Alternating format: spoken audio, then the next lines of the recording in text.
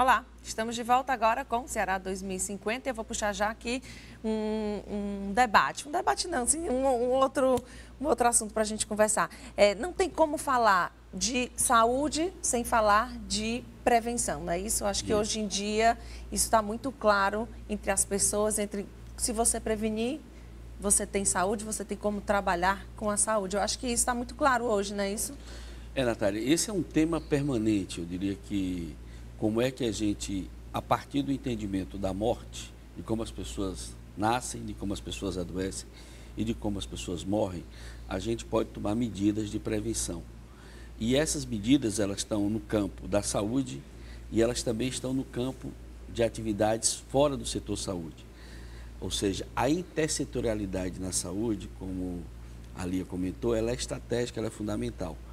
Uma estatística desse final de semana, a presença dos radares nas estradas já reduziu a mortalidade por acidente no Brasil em 27%. Nós temos no Brasil a mortalidade por causas externas, a mortalidade por violência, a mortalidade por acidente é uma coisa assustadora. Morrem aproximadamente 40 mil pessoas por ano, 40 mil brasileiros de acidente nas estradas. E aí quase outro tanto de violência, né?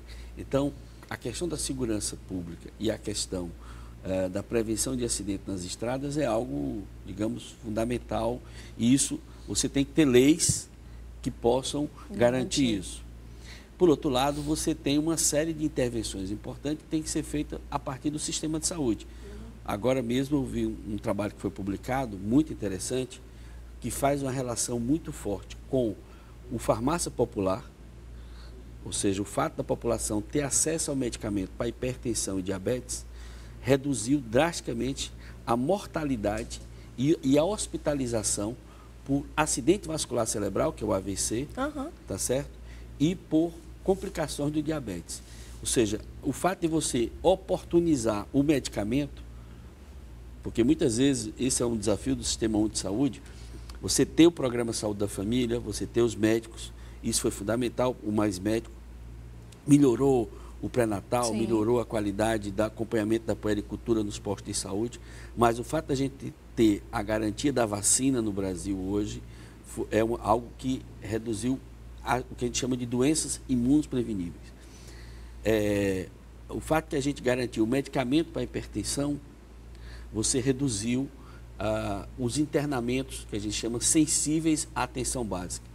Então, o grande desafio hoje é também como é que as novas doenças que são descobertas, doenças raras, os novos medicamentos e as novas vacinas são incorporados ao sistema de saúde. Isso, inclusive, é algo que nos preocupa muito hoje no Brasil, você ter uma lei que congela por 20 anos os recursos da saúde. Porque você não congela o envelhecimento na população, e o Brasil é um dos países que mais vai envelhecer nos próximos anos, nem você congela esse componente importante da inovação tecnológica em saúde. Porque você tem que inovar, ou seja, incentivar a pesquisa, transformar a pesquisa em algo de inovação e depois incorporar isso ao sistema de saúde, que tem um custo muito alto. Por isso que é importante o Ceará estar atento e nessa articulação do que eu chamo desse ecossistema de inovação tecnológica em saúde, fortalecendo esses espaços importantes, como o do Porangabuçu e do Eusébio, porque fica mais próximo, não só da gente estar investindo naquilo que é de interesse nosso, como também aquilo que for descoberto ser incorporado com mais facilidade. Então, essa, sem dúvida nenhuma, eu diria que a questão da prevenção em saúde envolve a promoção da saúde, que você muitas vezes promove a saúde com leis. Por exemplo, eu estou fazendo um trabalho estudando a mortalidade no Ceará em 13 anos, em vários municípios. É impressionante como a lei seca tem um impacto na redução da mortalidade por acidente, né? Por outro lado, essa questão da violência e a disputa em relação ao crime organizado aumentou o homicídio. Por isso que é muito importante essa ação que o governador Camilo Santana de enfrentar o crime organizado para reduzir o homicídio. Já teve reduções importantes. Na hora que você tem uma ação do Estado na prevenção da morte, ou seja, você previne, você melhora a qualidade de vida das pessoas. Então, a saúde é muito sensível as políticas públicas dentro do setor saúde sendo... e fora do setor saúde, que tem a ver com a questão da prevenção. Não é isso, né, Lia? Isso é bem visível, acho que lá no Polo Porangabuçu, né? Muito, muito.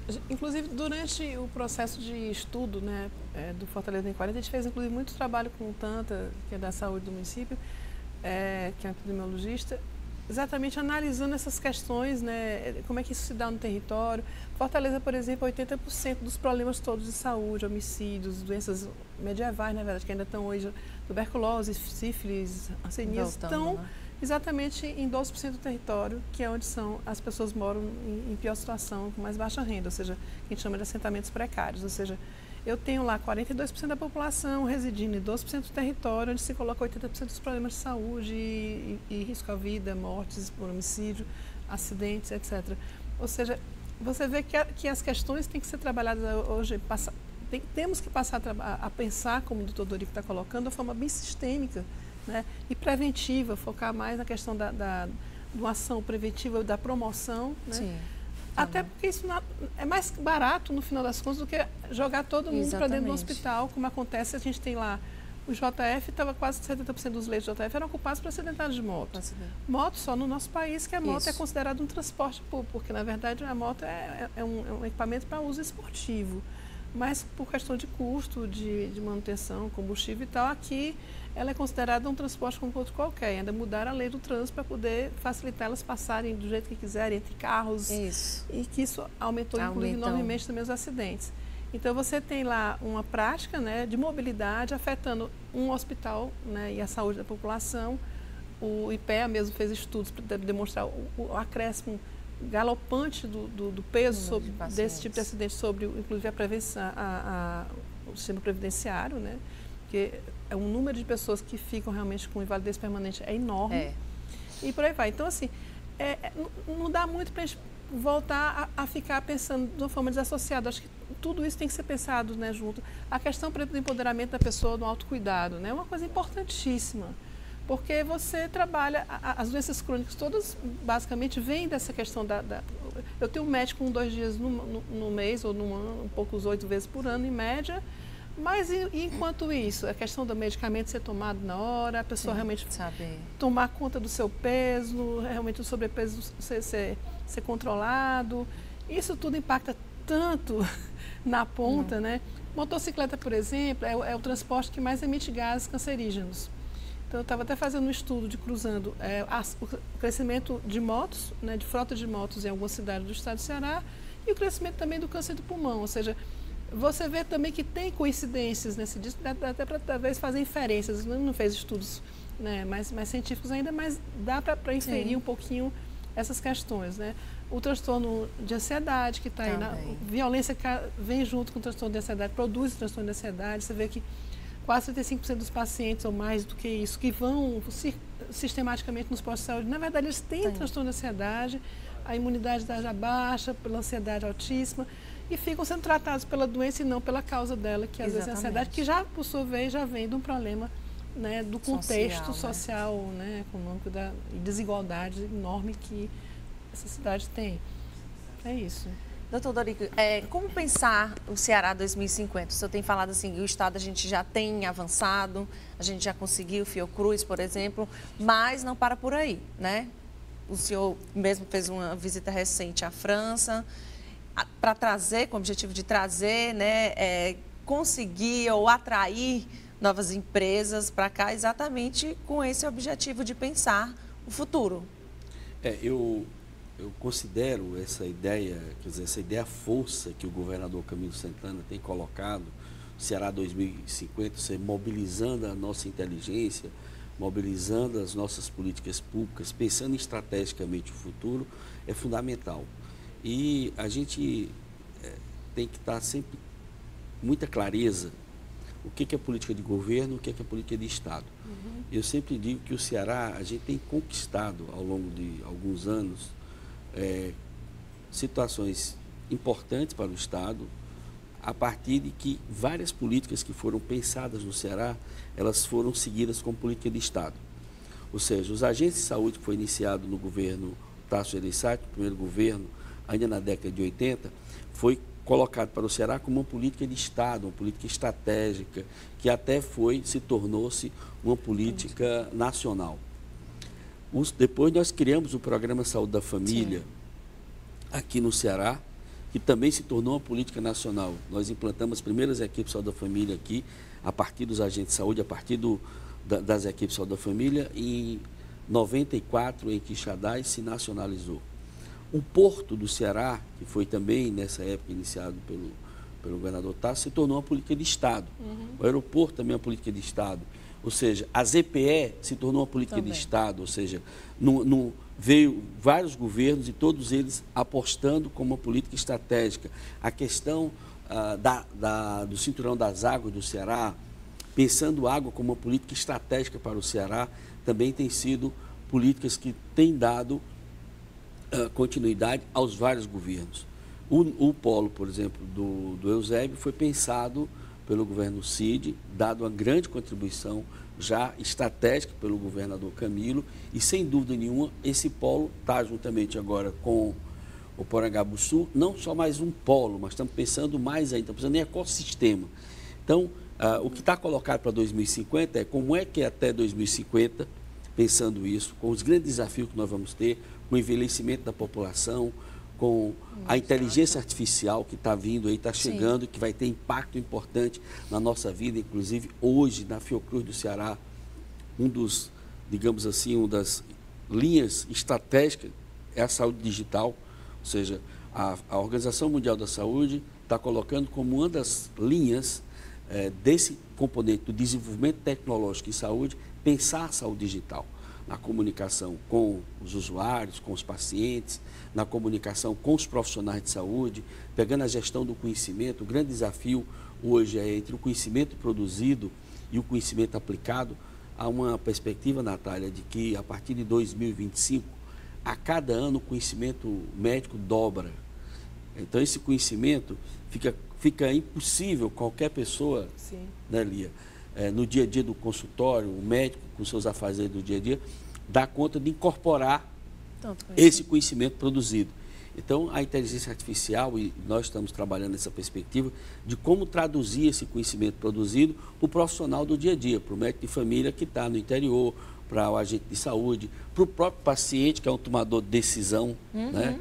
O diabético é um tomador de decisão, o hipertenso é um tomador de decisão, o mototaxista é um tomador de decisão, o motoqueiro que está andando sem capacete ou com capacete é um tomador de decisão. Então, nós temos hoje, na comunicação social em saúde, na tradução do conhecimento em saúde, a responsabilidade de trazer essa informação para o usuário, para o profissional, para o agente de saúde que está na casa ali, no seu território, né? Os agentes de saúde hoje no Ceará têm dado assim, demonstrações importantes de como eles protegem a vida, sim, a partir, por exemplo, do pré-natal, a partir do nascimento, a partir do desenvolvimento infantil, toda essa agenda importante que a primeira-dama Onélia está fazendo na questão da primeira infância, né? Isso também, ou seja, a criança que está nascendo hoje, em 2050, ela vai ter o Estado olhando para ela numa perspectiva estratégica. Então, eu não tenho dúvida que esse conceito de ecossistema que nós estamos trabalhando na inovação é algo fundamental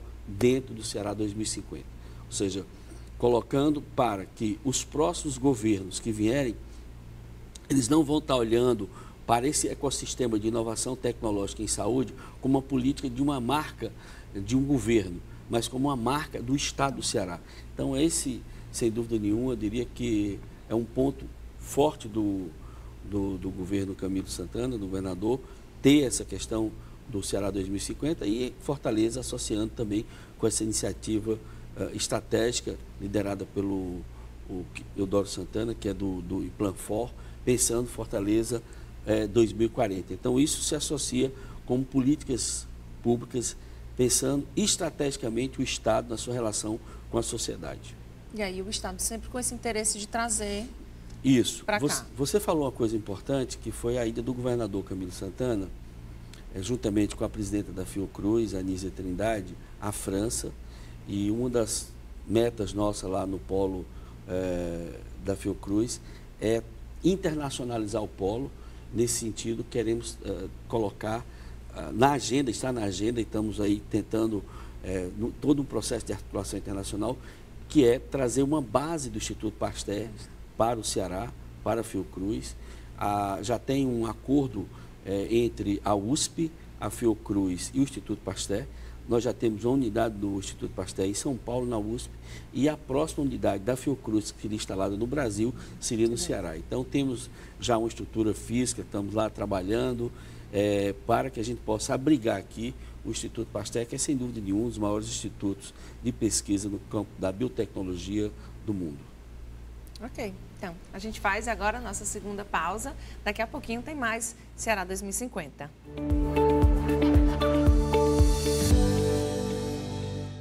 Apoio Cultural Via Direta.